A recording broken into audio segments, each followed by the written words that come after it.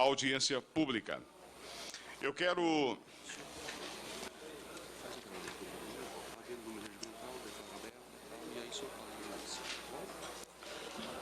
quero declarar aberta a 22ª reunião da Comissão de Segurança Pública e Combate ao Crime Organizado, uma vez que há número regimental.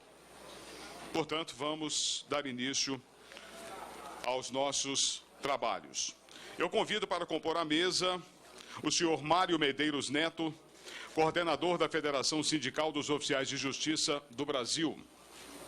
Por favor, seja muito bem-vindo. Obrigado pela presença. Convido o senhor Marcelo Rodrigues Ortiz, presidente da Federação Nacional das Associações de Oficiais de Justiça Avaliadores Federais, também para tomar assento à mesa. Seja muito bem-vindo. Convido também o senhor Igor Leandro Teixeira, diretor-geral do Sindicato dos Oficiais de Justiça Avaliadores do Estado de Minas Gerais.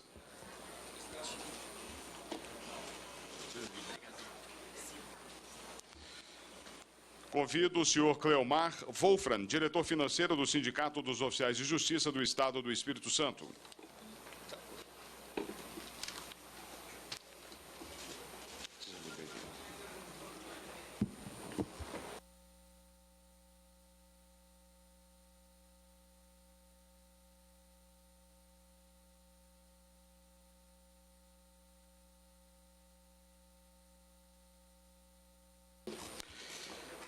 Olha, os nossos convidados disporão de 10 minutos cada um para exposição.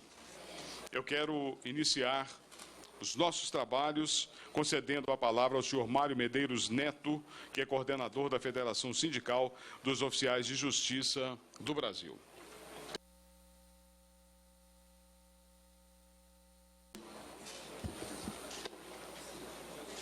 Isso. Boa tarde. Eu gostaria de cumprimentar o deputado Laudívio Carvalho, que olhou para o nosso problema, né, que há tanto tempo a gente vem discutindo a segurança do oficial de justiça. Essa oportunidade que o senhor dá, esperamos que abra todas as portas que a gente precisa para resolver essa questão de uma vez, deputado.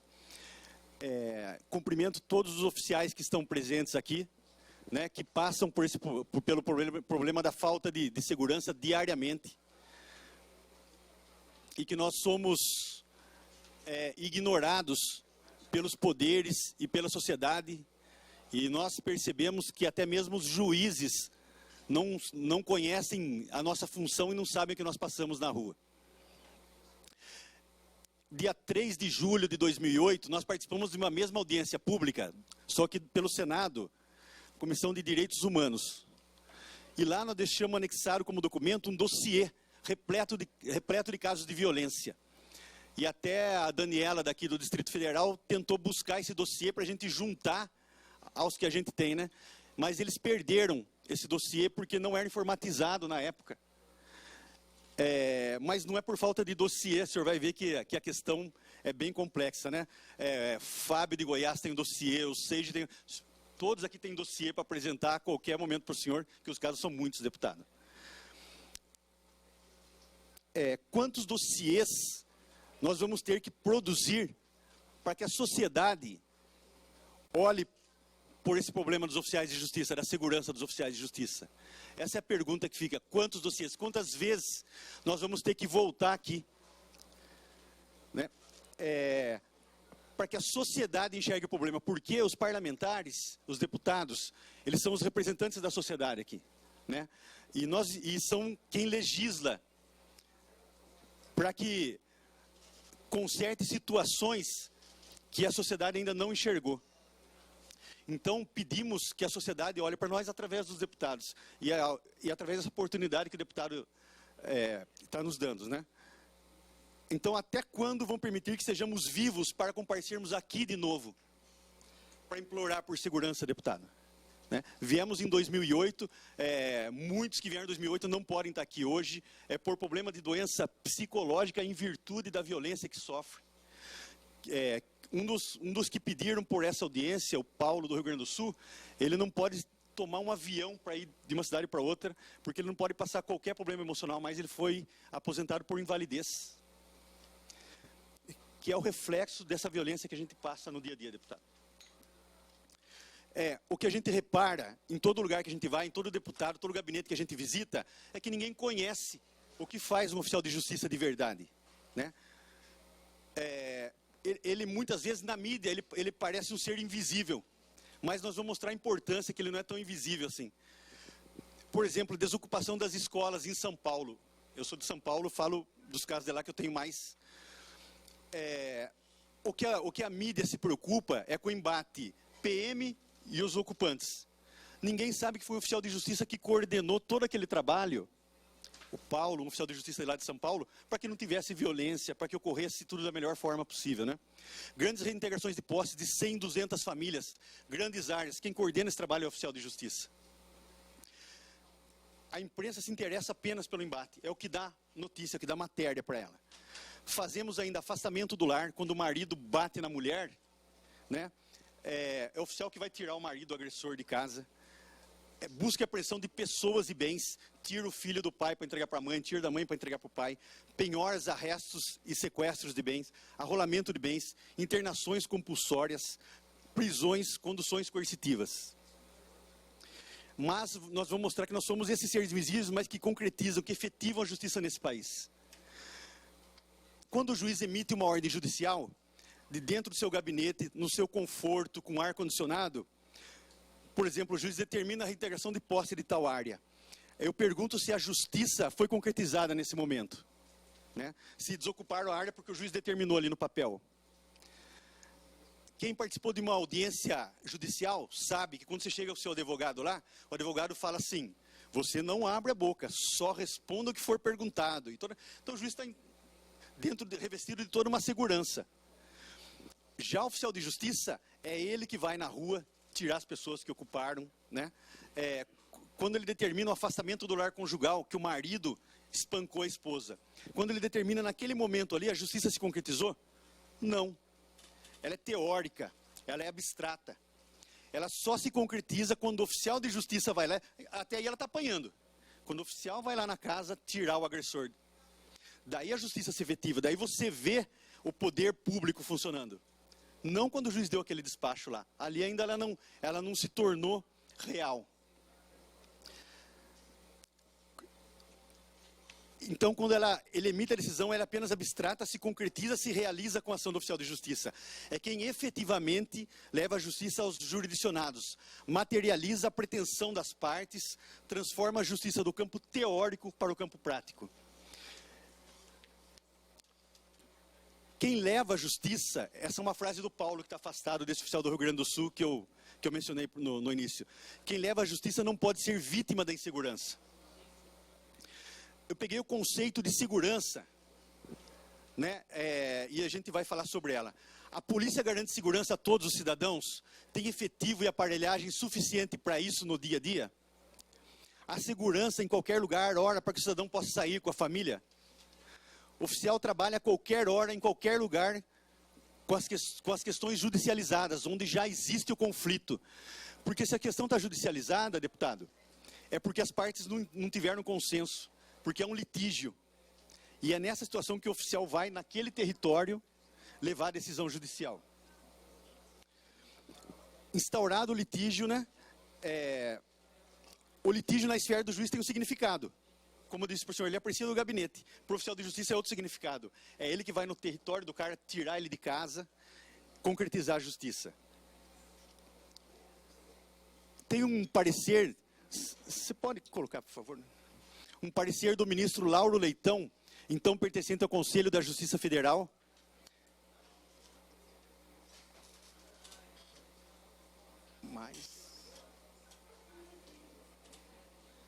É o terceiro, por favor. O terceiro slide. Esse. Volta um, por favor. O parecer do ministro é assim: permita-me, ao justificar a presente proposição, tratar um breve paralelo entre as atividades dos servidores da categoria funcional de oficial de justiça e dos integrantes do Grupo Polícia Federal. Em verdade, os riscos a que estão sujeitos os oficiais são bem maiores do que o daqueles, já que quando da realização das diligências no cumprimento das determinações judiciais, atuam sozinhos e desarmados, diferentemente do que ocorre com os agentes federais que atuam em grupos e armados, que ao contrário de policiais federais, militares ou civis, que sempre atuam em veículos oficiais e sempre em grupo, os oficiais de justiça são obrigados a atuar sozinhos, muitas vezes sem poder contar com o auxílio da força policial. Em seguida, tem um vídeo, uma parte do vídeo da ministra Carmen Lúcia, atual presidente do Supremo Tribunal. Esse vídeo, por favor. Que ela reconhece o risco da função do oficial de justiça até mais do que de um policial. Está sem...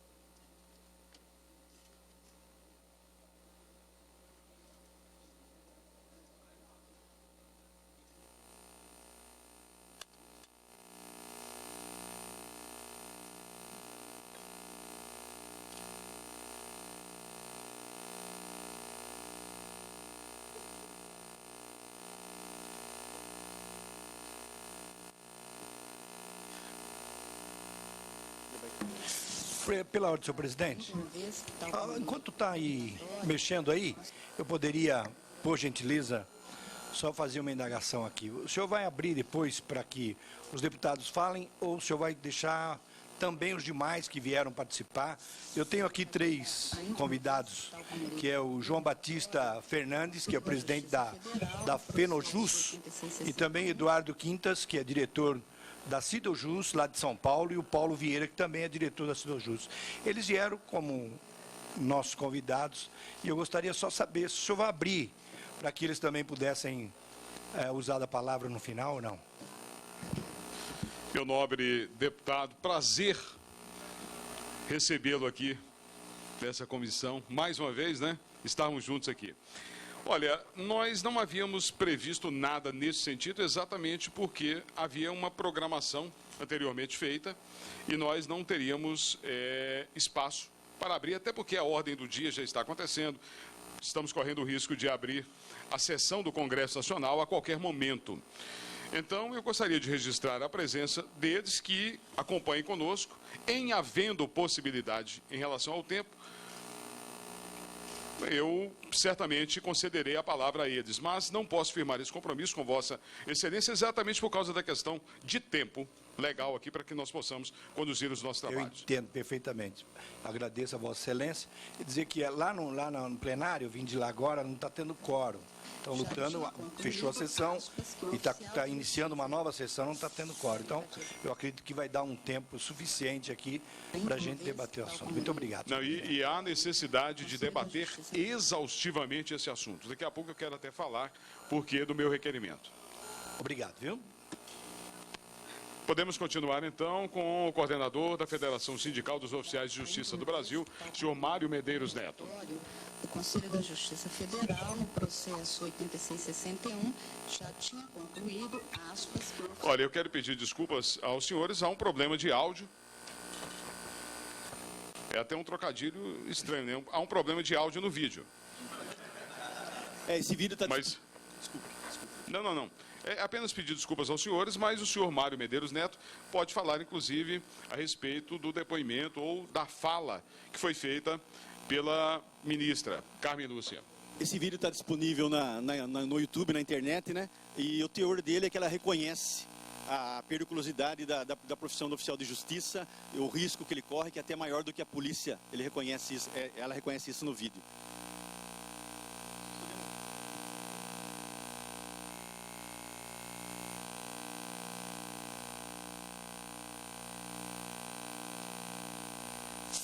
quero enfatizar ainda uma vez, tal como li no relatório, o Conselho da Justiça Federal, no processo 8661... Infelizmente não dá para ouvir. Infelizmente. Está muito baixo. Mas vamos prosseguir, senhor Mário? Vamos prosseguir. Esse artigo ele mostra que, por força de lei, os oficiais trabalham nos mais diversos horários, dias e locais. É o artigo 212, que para nós é o antigo 172, que todo mundo tem gravado. Isso que a gente trabalha em qualquer dia, horário, local. Independente de autorização. Antigamente tinha que ter autorização judicial para você trabalhar fora do horário das 6 às 20. Hoje, independente, o parágrafo 2º desse artigo 212, independente de autorização judicial, poderão realizar-se no período de férias forenses, onde houver nos feriados ou dia úteis, fora do horário estabelecido nesse artigo. Então, não tem mais dia nem horário. O oficial está disponível 24 horas por dia a serviço da Justiça. É interessante também, esse outro é do vice-corregedor-geral do Tribunal Regional do Trabalho da 4ª Região. Como responsável pelo cumprimento das ordens judiciais, os oficiais de justiça muitas vezes são obrigados a levar em seus veículos particulares pessoas conduzidas coercitivamente. Em tais momentos estão em perigo o próprio oficial e bem assim o seu patrimônio.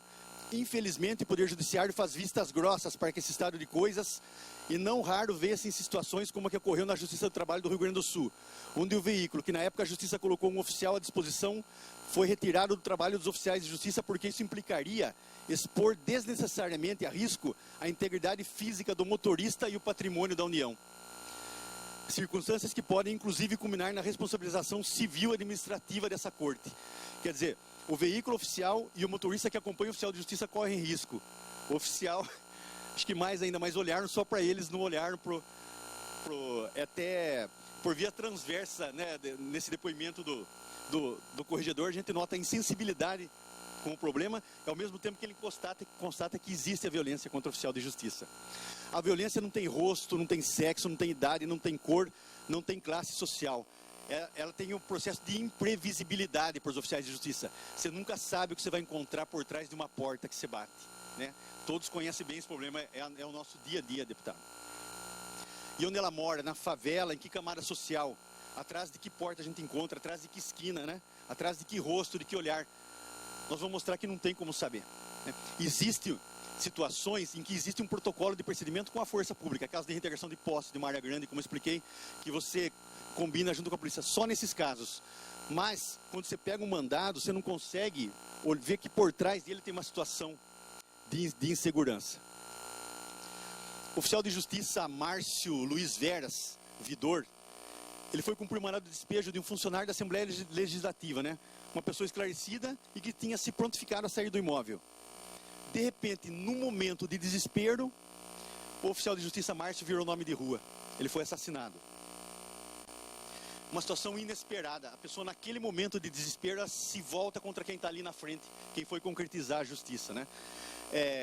Na minha cidade, eu sou de uma cidade que tem um sotaque bem carregado, até que é Piracicaba, né? Um oficial de justiça foi fazer a apreensão de um veículo de um médico. O médico deixou ele entrar, trancou a sala e ficou com um revólver em cima da mesa, ameaçando ele por 2 horas. Liberou muito tempo depois só, mas ameaçou matar ele, um médico. Então não é na favela só. A favela é o que a gente sobe todo dia, tem que pedir permissão, tem que ser revistado, né? E se a gente faz um serviço na favela, no outro dia a gente tem que voltar. A tendência hoje é setorização do trabalho do oficial de justiça. Ele trabalha em zonas. Então ele faz um serviço naquele dia, no dia seguinte, na semana seguinte, ele tem que voltar naquele mesmo lugar em que ele tirou uma pessoa de casa. Então, ele fica marcado, né? Soubemos hoje de um caso do oficial de Minas, acabei de saber, que um serviço que ele fez há um mês, ele está ameaçado de morte.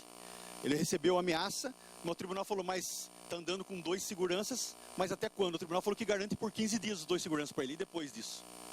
Está marcado por um serviço que ele fez.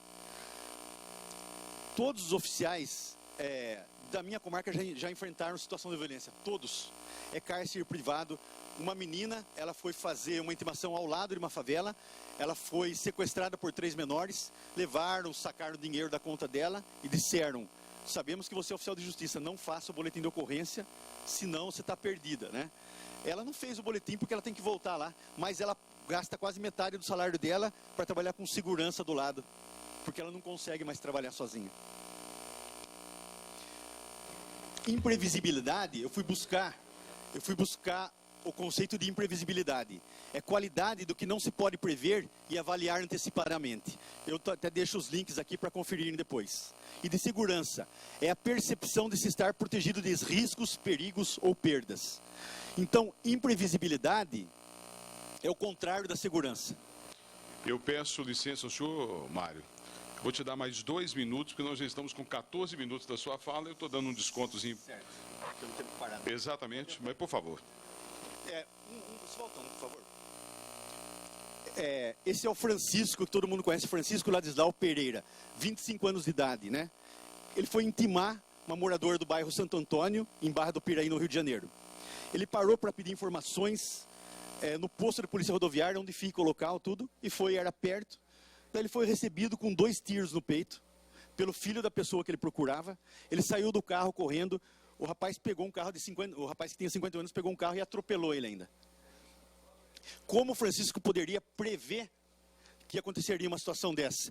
O mandado não indicava nada. Se ele tivesse essa previsão, ele teria pedido auxílio no posto policial que era perto, né? Então, quantos Franciscos daqui, né? É que a gente olha, quantos Franciscos vão estar numa próxima reunião com o senhor aqui? Não sabemos o dia de amanhã, né? A situação não é previsível. Se olha para todos, o Francisco Mauro, o Francisco, né? O Elvis, e não temos garantia nenhuma que nós vamos estar aqui amanhã, deputado, porque ninguém olha, a insensibilidade é muito grande, né? Então, até quando essa insensibilidade vai permitir que a gente esteja vivo e presente aqui? E na próxima audiência pode ser tarde. O outro caso, por favor. Essa é a Sandra Regina de São Paulo. Ela foi fazer uma ação de busca e apreensão de uma moto de 25 cilindradas. O cara não pagou as parcelas e pagou 3 de 48 parcelas. Ela perguntou onde é a casa do Reinaldo. Falou, sou eu mesmo. Ali na frente. Temos o juiz pediu para você entregar a sua moto, que você não pagou. Vamos lá, vou pegar o documento. Ele entrou na casa, ela parou com o carro na frente da casa dele, aguardando que ele saísse com o documento e com a moto. Ele saiu com um revólver 38 carregado. Ela estava presa no cinto de segurança. Ele, de frente para o carro, deu 5 tiros nela, ela sem qualquer possibilidade de fuga, de reação. Ele recarregou o revólver e deu mais 4 tiros dela. Foram 9 tiros na Sandra. Então, as Sandras daqui, né, a Daniela, né, é todo dia, em toda situação, deputada. Né? Não tem como a gente prever. Acabou o tempo, viu? Só conclua, por favor, porque nós temos que dar a palavra aos outros. Sim, nós temos muito o que falar, mas não vai dar tempo, né? Em São Paulo, para coibir um pouco, foi feito o projeto Linha Segura. Linha Segura o que significa? Que vai ter um atendimento mais rápido da PM. A gente vai ligar no número, a PM vai atender mais rápido. Mas até no caso do Francisco, você acha que dava tempo dele ligar no número, espera aí, vou ligar por Linha Segura, não atira, não. Não existe isso. Então, efetivamente, nós nunca vamos ter essa condição de segurança no trabalho. O que nós viemos buscar é outros meios para que a gente se proteja disso.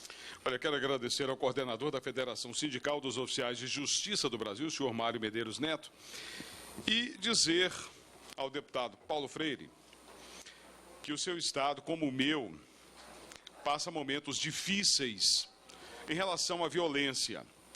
E, deputado, o senhor está nessa casa aqui há mais tempo que eu, e o senhor sabe o que vivemos aqui. Nós temos que cuidar dos interesses do povo do nosso país. O senhor trazendo as suas demandas do Estado de São Paulo, eu trazendo as minhas demandas de Minas Gerais, e juntos para tentarmos minimizar o sofrimento de um povo, de um país. Esse é o trabalho nosso, é o trabalho do parlamentar. E quando eu apresentei o requerimento solicitando essa audiência pública, eu tinha certeza absoluta da importância desse encontro aqui, deputado. E vou dizer por quê. Durante 35 anos, à frente do maior microfone de Minas Gerais, nós temos vários mineiros aqui, através da Rádio Itatiaia, onde eu apresentei um programa de rádio, durante muitos anos, onde na televisão eu apresentei, talvez as grandes audiências do rádio e da televisão estivessem com minha equipe lá em Minas, e era um trabalho diretamente ligado à área de segurança pública, deputado.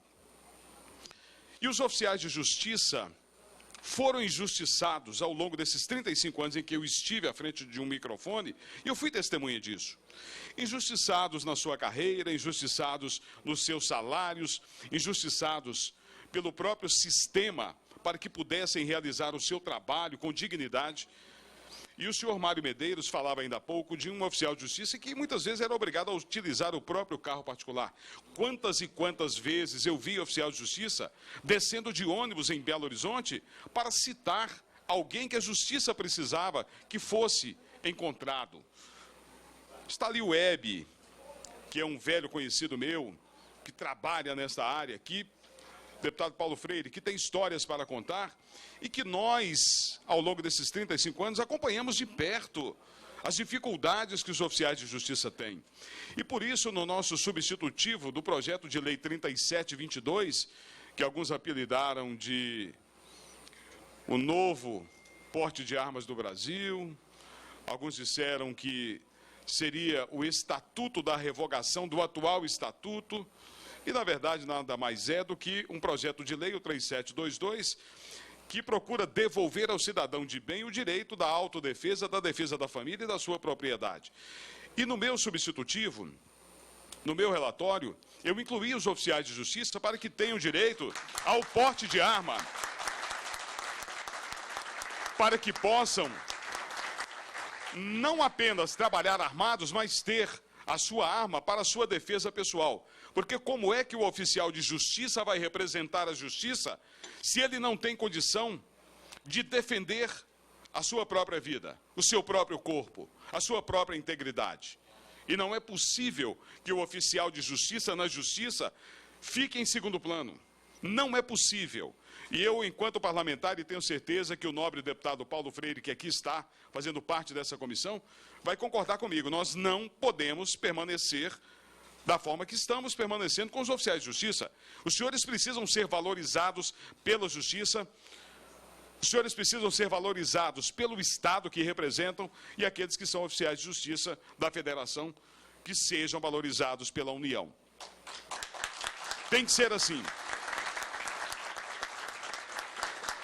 E vou dizer mais, uma justiça medrosa não é justiça.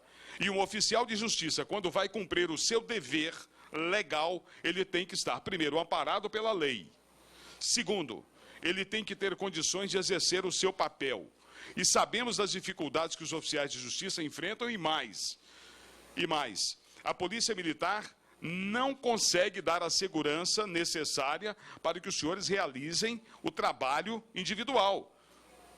A Polícia Militar não consegue. Ela não consegue dar segurança aos próprios homens dela, quanto mais aos oficiais de justiça. Então é preciso que nessa casa encontremos mecanismos, formas e fórmulas de garantir o trabalho dos senhores com respeito, com qualidade, mais que isso, com segurança. E volto a repetir, justiça com medo não é justiça. Não é possível um oficial de justiça descer de um ônibus ou do seu próprio veículo para citar alguém judicialmente e ser agredido. Não podemos concordar com isso. E essa casa tem a obrigação de encontrar os mecanismos, de encontrar os caminhos para isso. E, deputado Paulo Freire, eu conto com o senhor para que nos ajude a encontrar esses caminhos, porque são pais e mães de família que podem ter as suas vidas arrancadas a qualquer momento pela ineficiência do Estado em dar segurança para que realizem o seu trabalho. Eu conto com o senhor, deputado. Senhor presidente, eu quero também, nesse momento, se me permitir, usar da palavra. Em primeiro lugar, eu quero dizer o seguinte, que eu gostaria de ter, primeiro, a voz de locutor que o senhor tem. Eu não sei se devo agradecer a Vossa Excelência ou dizer que... E, em segundo lugar, senhor presidente, eu quero aqui me congratular com a sua coragem de abraçar uma classe que foi realmente esquecida pelo nosso governo. Essa é a pura realidade.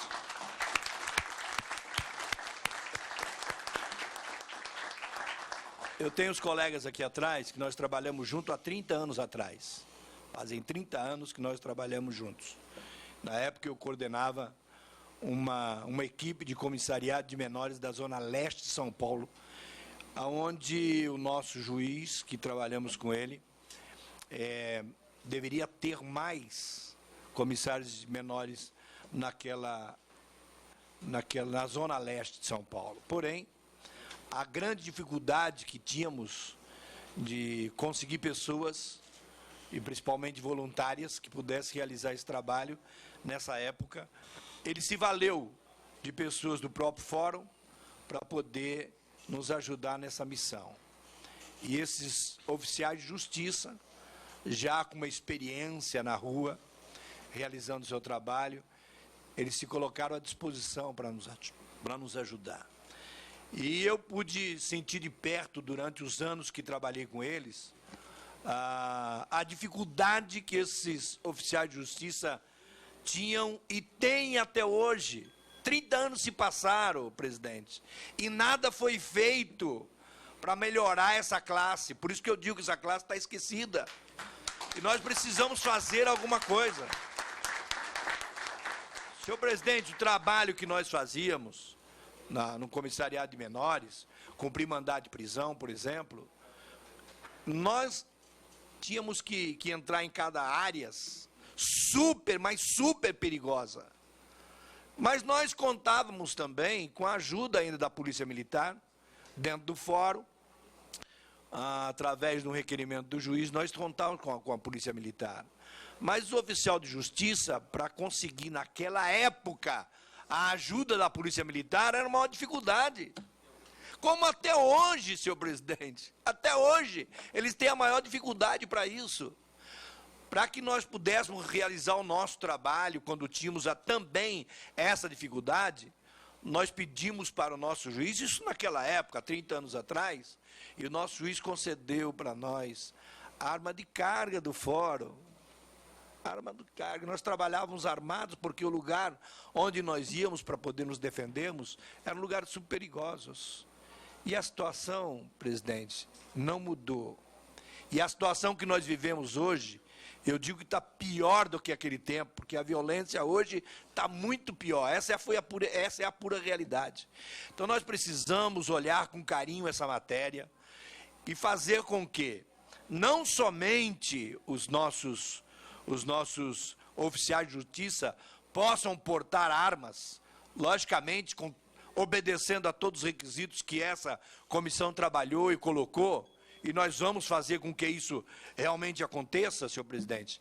Mas nós vamos também fazer com que eles sejam melhorados. Eles tinham, há 30 anos atrás, saiu lá, acho que foi, não sei se foi estadual, uma lei estadual, que trazia um certo benefício financeiro para essa classe, porque não tem carro, é o que o senhor disse aqui.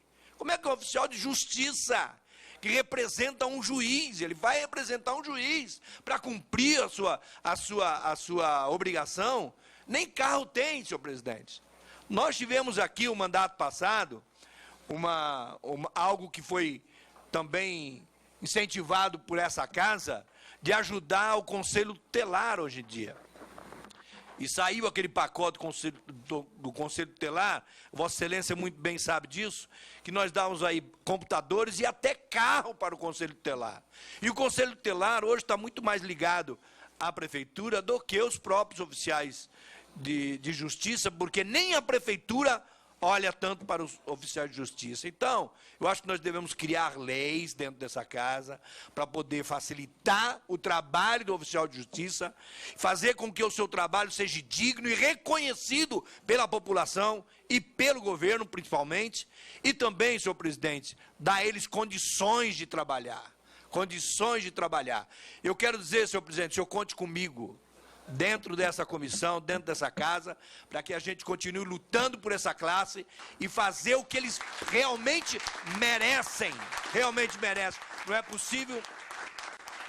possível, senhor presidente, essa luta e sem que eles consigam nada. Portanto, eu me congratulo com o seu trabalho e pode contar comigo para que a gente possa lutar em prol dos nossos oficiais de justiça. Muito obrigado, senhor presidente. Vossa Excelência tem o meu reconhecimento e o meu agradecimento por esse apoio que nós precisamos, porque o oficial de justiça representa a justiça e a justiça representa o povo do nosso país. Eu quero passar a palavra agora ao senhor Marcelo Rodrigues Ortiz, que é presidente da Federação Nacional das Associações de Oficiais de Justiça Avaliadores Federais. Boa tarde. Ok, boa tarde aos presentes. Meu boa tarde especial ao deputado Laudívio Carvalho, que está conduzindo os trabalhos dessa mesa hoje. Meu agradecimento em nome da FenaSojaf, da qual o Web, que o senhor citou aqui, é o ex-presidente, eu vinha substituí-lo aqui, por todo o apoio que o senhor tem dado para nós nessa luta. Muito obrigado ao deputado Paulo Freire também, pelo comprometimento que ele teve conosco agora aqui, nessa nossa luta. Meu nome é Marcelo Ortiz, eu sou presidente da FenaSojaf, a Federação Nacional das Associações de Oficiais de Justiça Avaliadores Federais do país. Eu represento 25 ASOJAFs, que são associações de oficiais de justiça avaliadores federais dos estados. Então eu falo aqui em nome de aproximadamente 7.000 oficiais da justiça federais do país, juntamente com os colegas do TJDFT, Tribunal de Justiça do Distrito Federal e Territórios, que também são filiados à nossa federação. Independente disso, os nossos pleitos são tão iguais aos dos colegas oficiais da Justiça Estadual, que os nossos presentes aqui, os demais componentes da mesa, representam esse contingente que vai a mais de 30 mil oficiais de justiça estaduais no Brasil. Então, a gente está aqui comprometido com a luta que é de mais de 37 mil servidores públicos no Brasil, que são desrespeitados por décadas em relação à sua condição de trabalho, que somos servidores que trabalhamos sozinho, né, na nossa luta diária. Eu queria aqui um pouco tentar não repetir o que o colega falou aqui, porque os exemplos que estão aqui, eu não preciso repetir para os colegas oficiais de justiça que estão aqui, que todos eles vivenciam esse drama diariamente, né? O deputado já conhece muito a nossa realidade também. Eu queria tentar desestigmatizar certas questões que são relacionadas com essa questão específica da possibilidade do oficial de justiça portar uma arma em serviço.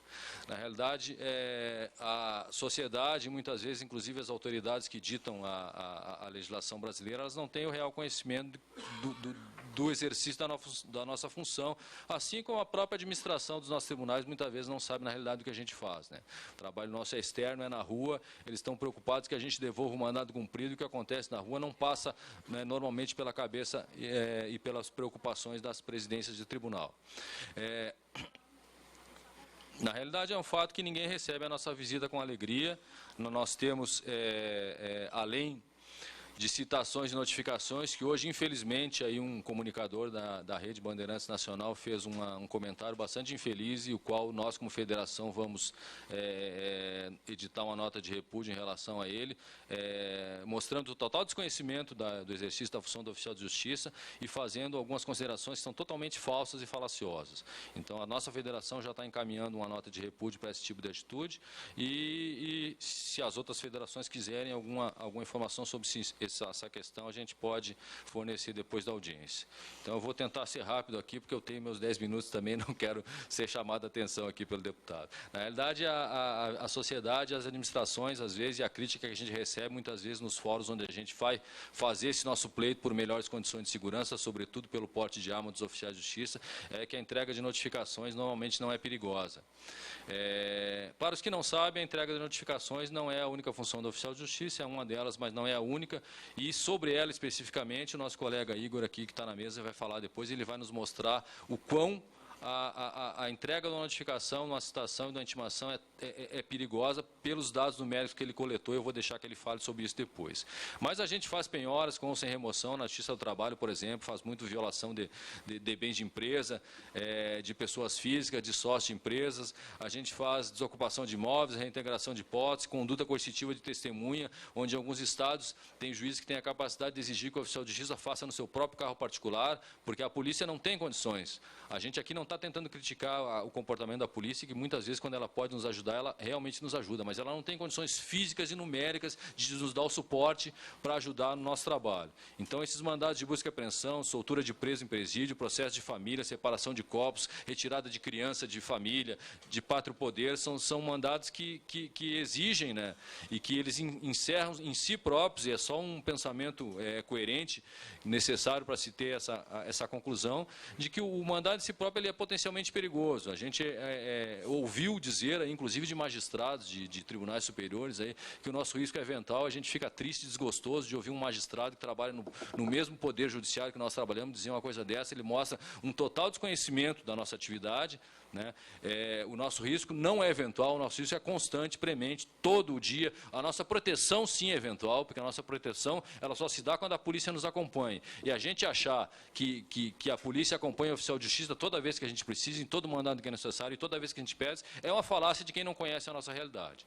Sabe? Eu fiz um exemplo grosseiro lá do Rio Grande do Sul. Eu trabalho em Cachoeirinha, região metropolitana do Rio Grande do Sul, em Porto Alegre, deputado. Porto Alegre, uma média de 40 mandados que a Justiça do Trabalho recebe por semana. Para 60 oficiais em Porto Alegre seriam 2.400 mandados. Acho que desligou aqui, não?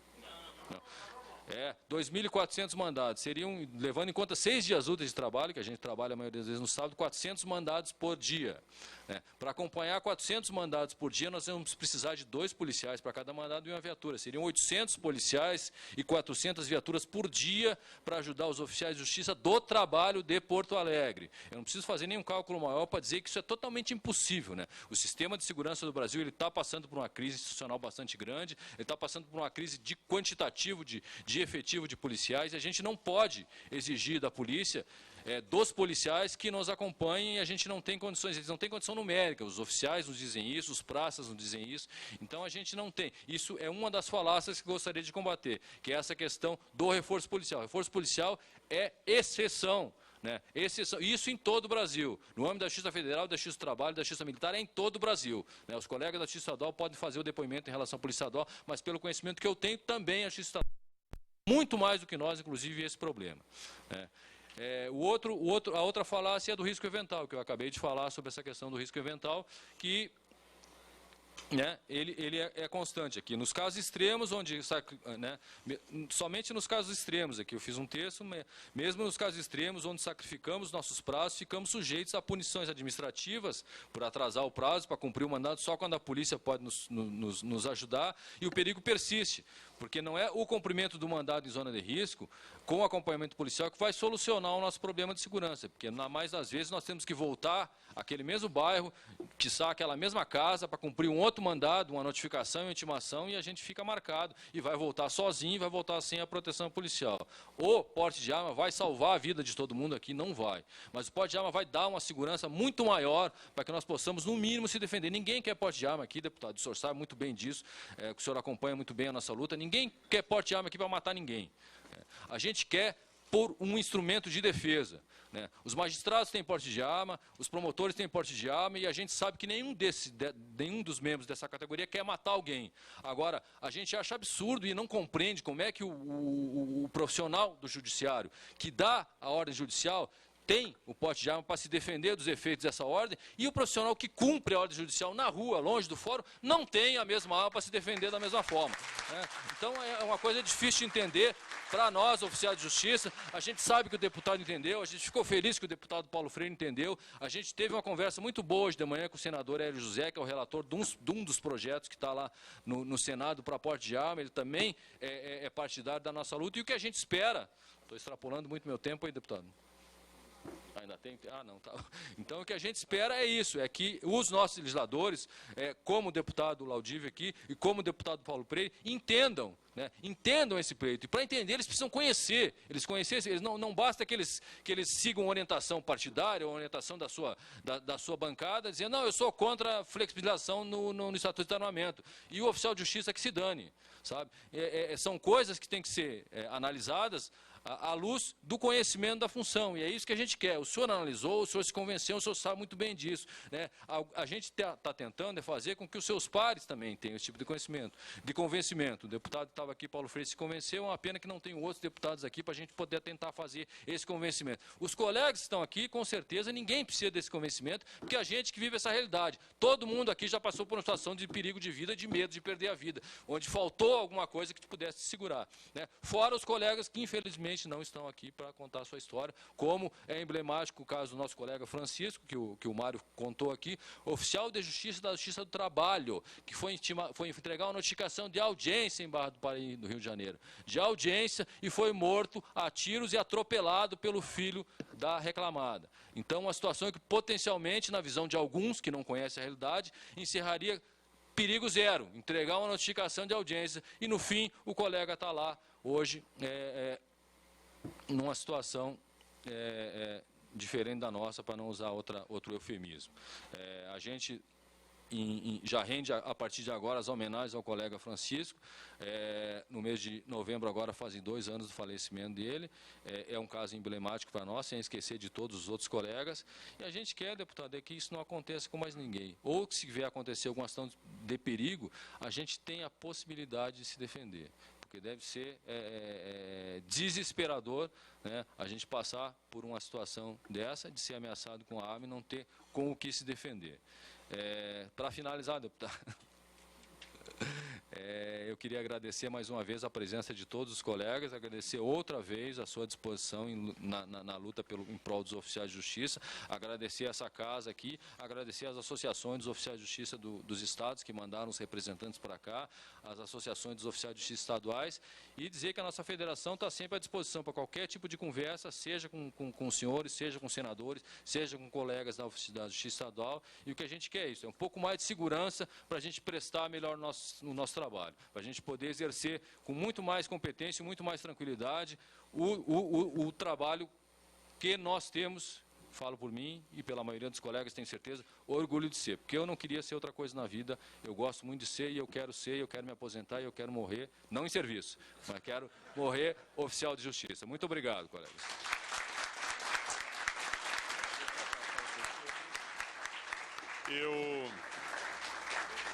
Eu quero agradecer ao senhor Marcelo Rodrigues Ortiz, que é presidente da Federação Nacional das Associações de Oficiais de Justiça Avaliadores Federais, e dizer aos nobres convidados que nós vamos ter que cumprir o tempo, exatamente porque a ordem do dia já teve início e ela se sobrepõe a qualquer outro mecanismo interno da casa.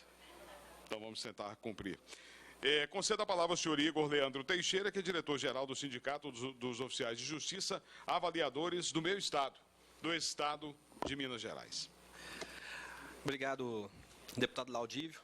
É a segunda oportunidade que tenho de tratar do assunto de segurança de oficiais de justiça com o senhor. Tivemos a oportunidade de debater o 3722, o PL 3722, de debater o PL 3722 em Uberaba, numa audiência pública também, onde o senhor bem disse do relatório, incluiu os oficiais de justiça. Já agradeço mais essa oportunidade, mais esse convite que foi feito, né, e trazer as Minas Gerais para demonstrar uma força, né, política na pessoa do senhor e tentar mostrar um pouco para todos os colegas nessa audiência pública alguns dados técnicos sobre o risco dos oficiais de justiça. E aproveitar também que ao final dessa audiência pública, que eu já gostaria de requerer, que o resultado, que o trabalho, o material produzido nesse dia, seja encaminhado para 2 projetos de lei. Seja anexado também ao 3722, que vem tramitando, e ao PLC 30, que tramita no Senado. Se pudesse fazer esse encaminhamento desse material produzido, agradeço Vossa Excelência.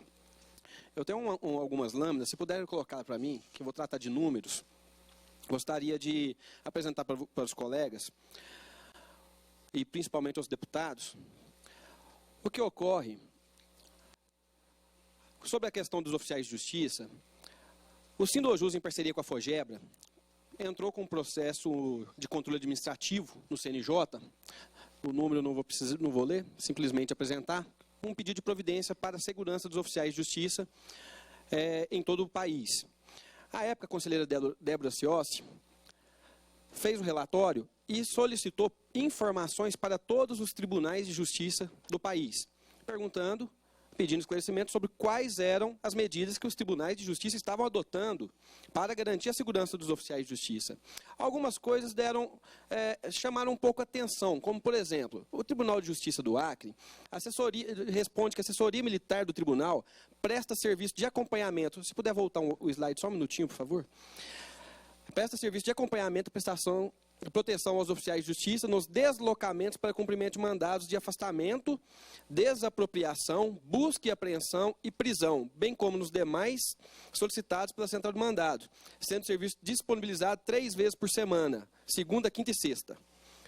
Só que se cobra um trabalho do oficial de domingo a domingo, principalmente, todos sabem aqui, artigo 212 do novo CPC, que fala que o oficial de justiça tem que diligenciar nos horários não independente de autorização, trabalhar nos horários de segunda a sexta, após as 18, sábado, domingo e feriado. Ou seja, a proteção que o Tribunal do Acre, falaciosamente, vou dizer dessa forma, com muita segurança, isso não existe. Próximo slide, por favor.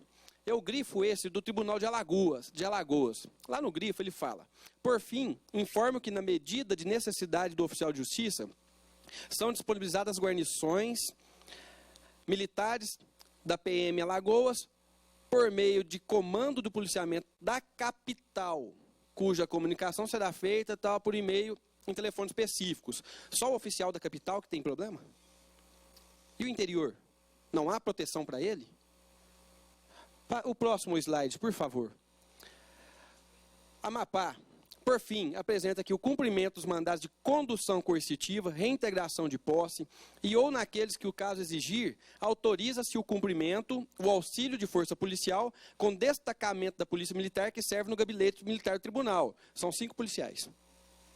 O Amapá deve ter mais ou menos aí uns 400 a 800, entre 400 e 800 oficiais de justiça.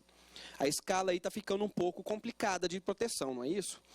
Próximo slide, por favor. Vou reforçar só alguns, até chegar no de Goiás, que chama muita atenção. O tribunal disponibiliza semanalmente 6 policiais militares para o auxílio dos oficiais de justiça no cumprimento de diligências. 6 policiais? Que é isso? Então ele tem que ter 6 oficiais, né? Que se tem 6, tem que ter 6 para a capital e o interior novamente.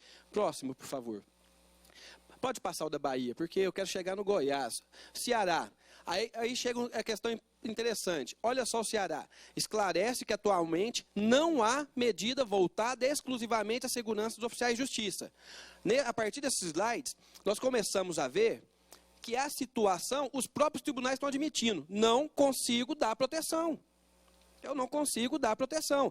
E como que eu cheguei nesses dados? Está no relatório do PCA no CNJ. É só retirar o PCA, que isso aí foi o tribunal que assumiu. O tribunal mandou ofício, que está anexado ao PCA. Próximo, por favor. Na hora que chegar no Goiás, pode passar o Distrito Federal, por favor, para a gente agilizar. Espírito Santo. Informa que não há medidas de segurança em relação ao deslocamento de oficiais de justiça durante diligências. Está em licitação compra de coletes balísticos. O que adianta o colete? Se você não tem como ter uma proteção efetiva, uma reação. Espírito Santo também informa que não há medidas de segurança em relação ao deslocamento dos oficiais de justiça durante diligência. Está coletes balísticos. Próximo, por favor. Estado do Goiás. Esse eu queria mostrar. Desculpe os colegas do Goiás, tá? Infelizmente eu tenho que falar isso. Informa que disponibiliza aos oficiais de justiça o pagamento de adicional de risco de vida no percentual de 10% calculado sobre o vencimento do cargo efetivo, conforme lei tal. Ou seja, pode ficar tranquilo, você recebe 10% a mais do seu salário, você não vai tomar um tiro. Não se preocupe, que você não morre, porque você não vai tomar um tiro, você não vai ser agredido, porque recebe 10% de risco de vida. Quem está falando isso, gente? É o Igor do Sindojus? Não é. Isso são ofícios respondidos pelos presidentes de cada tribunal. Pelo amor de Deus. Isso não pode acontecer. O tribunal está assumindo, o poder público está assumindo. Não tenho condições de dar proteção aos servidores. E os servidores ficam a Deus dará. Por isso, eu agradeço muito o relatório que Vossa Excelência fez, doutor Laudívio, deputado Laudívio, que incluiu os oficiais de justiça. No mínimo, teremos a possibilidade de nos defendermos. De que se houver alguma vítima, que a vítima não seja o oficial de justiça. Próximo slide, por favor. Eu vou agilizar um pouco, pode passar.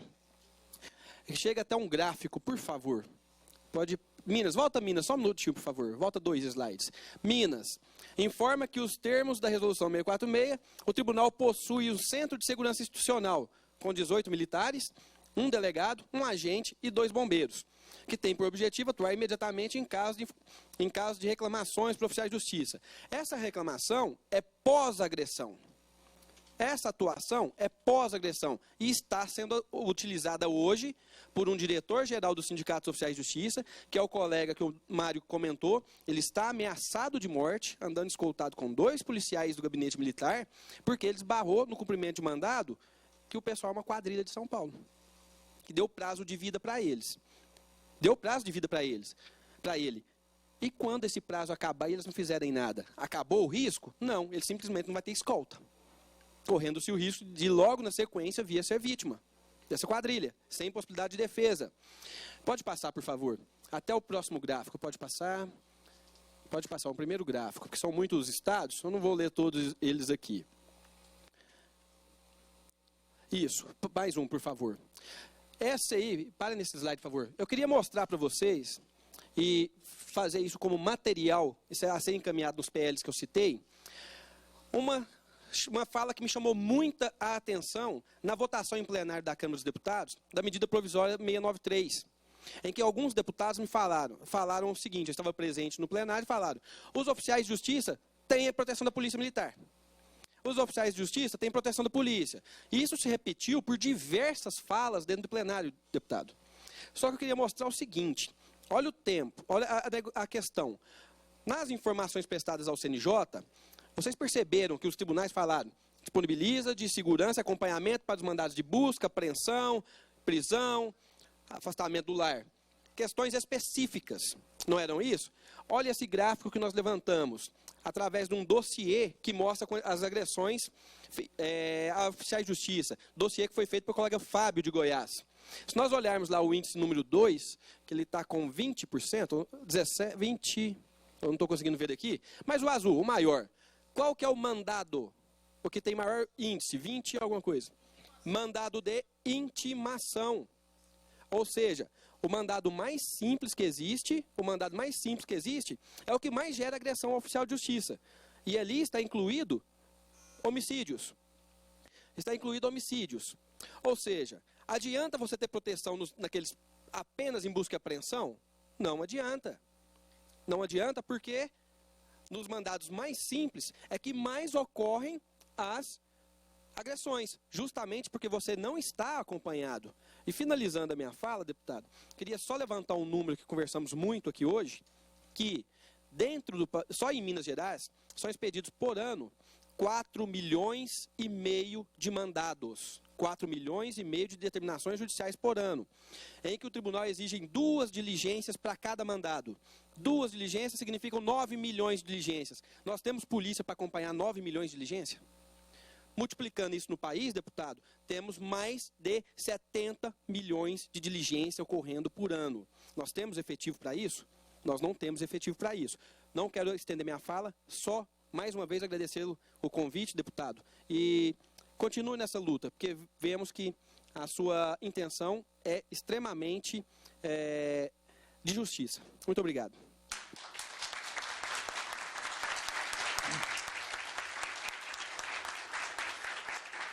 Agradecer ao senhor Igor Leandro Teixeira, diretor-geral do Sindicato dos Oficiais de Justiça Avaliadores do Estado de Minas Gerais. E, por último, concedo a palavra ao senhor Cleomar Wolfram, diretor financeiro do Sindicato dos Oficiais de Justiça do Estado do Espírito Santo. A pronúncia é essa mesmo? Wolfram? Isso, Wolfgram. Wolfram. Alemão. Muito bem. Isso Vamos acontece. ouvir, então. Eu já estou acostumado a não dizer Cleomar Wolfgram, Cleomar WLFFGRAM, fica mais fácil. Caro deputado, é uma satisfação muito grande contar com Vossa Excelência nesse trabalho árduo, duro dos oficiais de justiça, compreender que por esse país afora a população necessita desse serviço. Quando se fala de violência, geralmente se imagina que nós estamos todos os dias trombando com bandidos, né?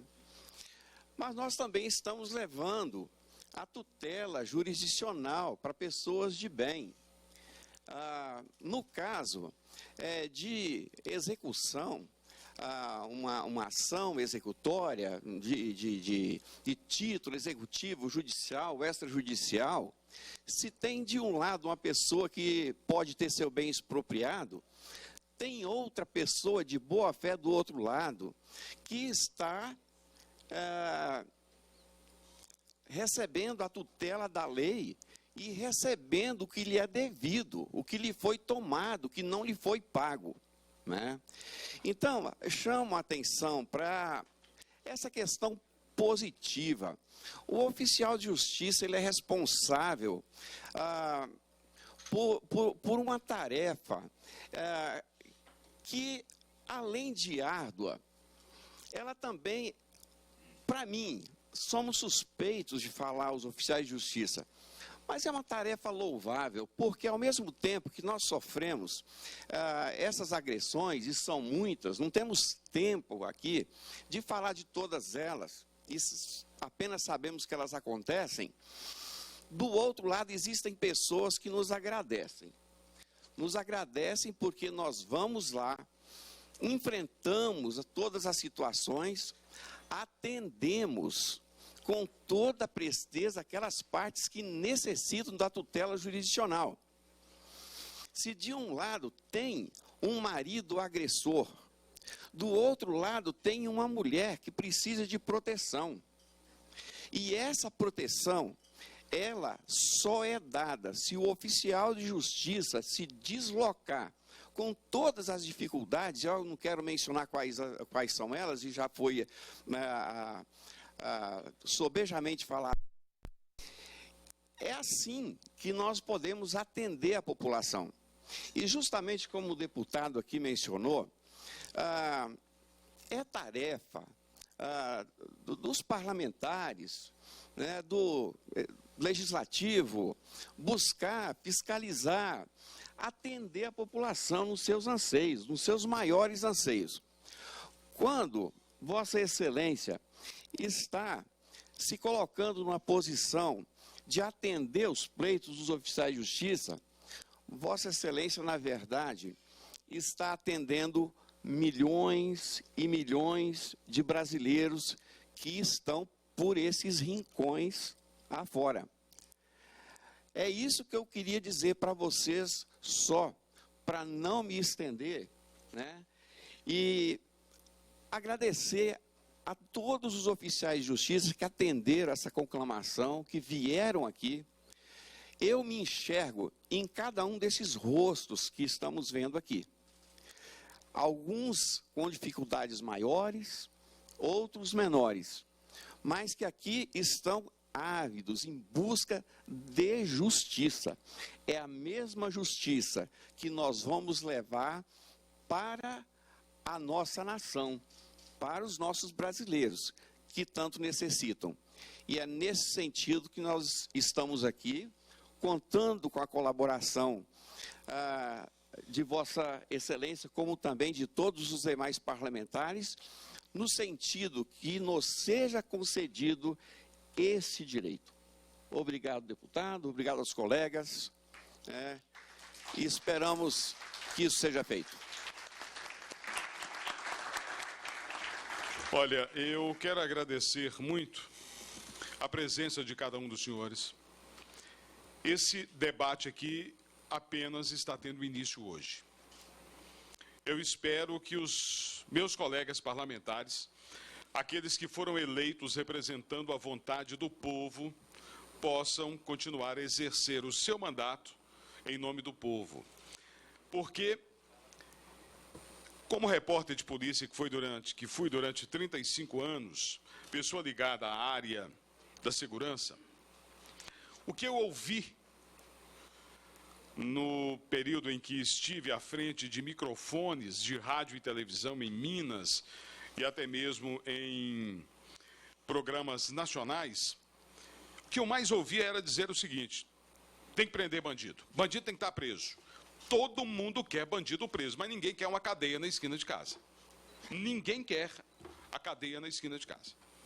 E as pessoas vão ao fórum fazer suas representações, defender os seus direitos, os seus pleitos, e questionam, mas por que o oficial de justiça não foi lá, doutor? O oficial está demorando. esse oficial de justiça que demora é porque ele está assoberbado, com certeza, nas suas funções. E mais, quando ele vai citar aquela mesma pessoa, ela acha ruim, porque o oficial de justiça está tocando a campainha da casa dele às 6h05 da manhã, muitas vezes depois de pegar 2 ônibus para fazer a citação judicial. E o que eu entendo, e falo isso com toda tranquilidade, é que o oficial de justiça representa a justiça. Ele é parte fundamental da justiça neste país. Ele é um dos operadores do direito, é um dos operadores no cumprimento do dever legal. Uma desocupação de uma área invadida, ela tem que existir, mas existem trâmites também antes dessa desocupação. E em um dos momentos desse trâmite legal, o oficial de justiça tem que estar no palco, que é aquele local para citar alguém, ou uma associação, ou uma pessoa, ou aqueles moradores, ou até os invasores que estão ali. É a devolução de um carro que foi comprado, foi adquirido, foi financiado e não está sendo pago. É a citação do marido que tem que desocupar a casa por uma ordem judicial, porque ele está espancando a mulher, ele agride os filhos e ele deixa faltar o básico dentro daquela casa. O juiz determinou que assim fosse feito. E quem vai citar? O oficial de justiça. E é por isso, e volto a repetir aos senhores e às senhoras, que eu apresentei um requerimento nessa comissão que cuida da segurança pública em todo o país. É nosso dever, é nossa obrigação defender o oficial de justiça. Nós temos que fazer isso, porque ele é, na minha avaliação, o que está mais próximo do problema. Ele está entre a justiça, o cidadão de bem e o crime cometido. Ou, se não há crime, há pelo menos um deslize social que precisa ser corrigido. E esse deslize social, ele passa, evidentemente, pela justiça. Eu digo que o caminho do cidadão de bem é a justiça. O traficante não entra na justiça para dizer que tomou cano do viciado. Ele cobra com a vida, ele vai lá e mata. Mas o cidadão de bem, esse procura a justiça. Ele reclama da justiça. E a justiça, para ser forte, tem que ter oficiais de justiça fortes. E esse é o meu entendimento. Então, eu quero agradecer a presença dos senhores, dizendo que vamos procurar debater nesta casa mais e mais a questão dos oficiais de justiça. Conheço inúmeros casos e trabalhei em diversos deles em que oficiais eram agredidos e muitas vezes mortos no cumprimento do seu trabalho. O que é uma pena. A gente tomar conhecimento de que aquele pai de família se despediu da esposa, dos filhos, muitas vezes da mãe, do pai, dizendo, olha, 6 da tarde estarei de volta se Deus quiser. E morre às 10h30 da manhã. No cumprimento legal do seu dever. Isso não pode acontecer. Então nós temos que discutir isso aqui. Temos que discutir se o porte de armas vai resolver a situação, se vai amenizar, se vai dar mais segurança ou não. Temos que discutir se aquele que agride um oficial de justiça tem que ter a sua pena aumentada. Aquele que mata, se ele tem que ter sua pena aumentada ou não. Afinal de contas, quando essa agressão existe, ele não está agredindo apenas aquele homem ou aquela mulher, aquele representante da justiça, mas ele está agredindo, sim, ao Estado. O Estado legítimo, o Estado de direito do cidadão. Então, essa casa tem a obrigação de discutir tudo isso. E eu digo aos senhores, estou aqui, durante o meu mandato, para abraçá-los, para apoiar a cada um de vocês nessa luta que eu sei que ela é ingrata muitas vezes e inglória outras vezes. Agradecer a confiança que tiveram junto a esta comissão, porque essa é a comissão que discute a segurança pública na casa. E contem comigo, contem com o meu mandato, contem com outros colegas que fazem parte da Comissão de Segurança Pública e Combate ao Crime Organizado. Obrigado aos senhores, estou à inteira disposição e informo que, nesse momento, vou suspender os trabalhos, antes, porém, convocando reunião ordinária deliberativa para o próximo dia 11, às 10 horas da manhã, no plenário 10, para deliberação das sugestões de emendas ao PL 18/2016, parlamentar anual, a LOA, para 2017, e assim que a sessão do plenário for suspensa ou encerrada, retomaremos os trabalhos para a deliberação das proposições constantes da pauta. Declaro, portanto, suspensa a nossa reunião. Muito obrigado aos senhores, uma boa tarde a todos.